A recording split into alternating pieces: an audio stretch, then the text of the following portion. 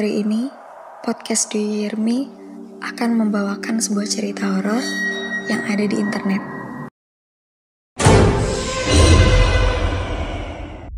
Perkenalkan, nama saya Fitra. Saya berasal dari kota Batam. Ini adalah kisah nyata yang saya alami di depan mata saya sendiri.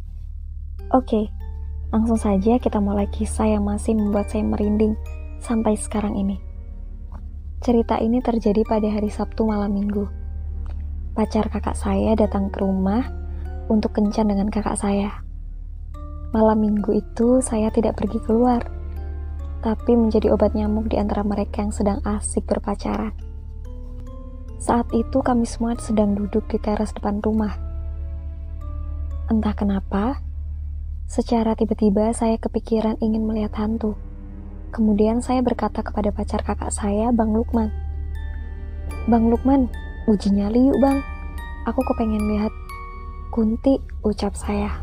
Nanti kamu takut, Fit. Jangan deh, jangan cari bahaya, jawab Bang Lukman.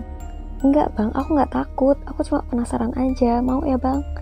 Ucap saya memohon. Ya udah deh, kalau gitu ntar jam 9 kita ke rumah kosong ya, ajak Bang Lukman. Oke bang, jawabku girang. Akhirnya jam menunjukkan pukul 9 malam. Bang Lukman, jadi gak uji nyalinya? Udah jam 9 nih, ucapku mengingatkan. Oke, jadi Fit, yuk kita pergi, jawab Bang Lukman. Aku dan Bang Lukman pun pamit kepada kakakku. Kakakku tidak mau ikut karena dia memang super penakut. Setiba di lokasi rumah itu, kondisinya sangatlah gelap. Rumah kayu yang sangat mengerikan itu, pintunya sudah tidak ada. Jendelanya pun sudah pada jebol, dan plafon atap rumahnya juga sudah pada lapuk. Dan yang lebih ngeri lagi, rumah itu dikelilingi oleh pohon-pohon pisang, nangka, semak-semak dan tumbuhan liar lainnya.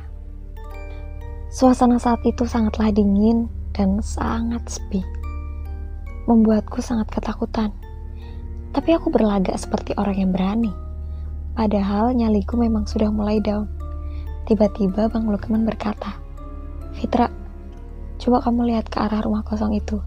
Ada nggak hantunya? Enggak bang, aku nggak lihat apapun, jawabku sambil terus memperhatikan rumah kosong itu.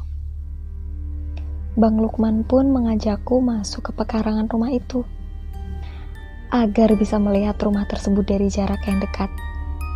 Saat ketika berjalan mendekati rumah tersebut, Bang Lukman pun berkata lagi, Fitra, coba kamu lihat lagi rumah itu.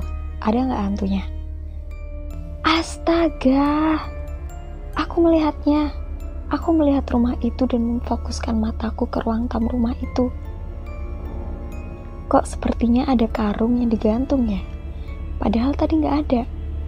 Aku agak maju sedikit, dan aku melihat dengan jelas kalau itu bukan karung, melainkan sosok seorang perempuan. Rambutnya keribu dan acak-acakan. Matanya melotot lebam dan melihat ke arah kami. Dia tersenyum sangat menakutkan. Baru kali ini aku melihat kuntilanak di depan mata kepalaku sendiri. Kuntilanak itu lalu tertawa menyeringai. Tertawanya sangat keras. Lalu dia memutarkan kepalanya sambil melotot melihat kami, dan perlahan mendekati kami. Aku ingin lari, tapi tidak bisa. Aku tak bisa menggerakkan kaki. Seketika Bang Lukman menepuk pundakku. Akhirnya aku bisa bergerak. Lalu kami pun bergegas meninggalkan tempat tersebut. Setibanya di rumah, aku langsung pergi ke kamar dan tidur. Aku tidak bercerita kepada siapapun saat itu. Mungkin karena saking ketakutannya.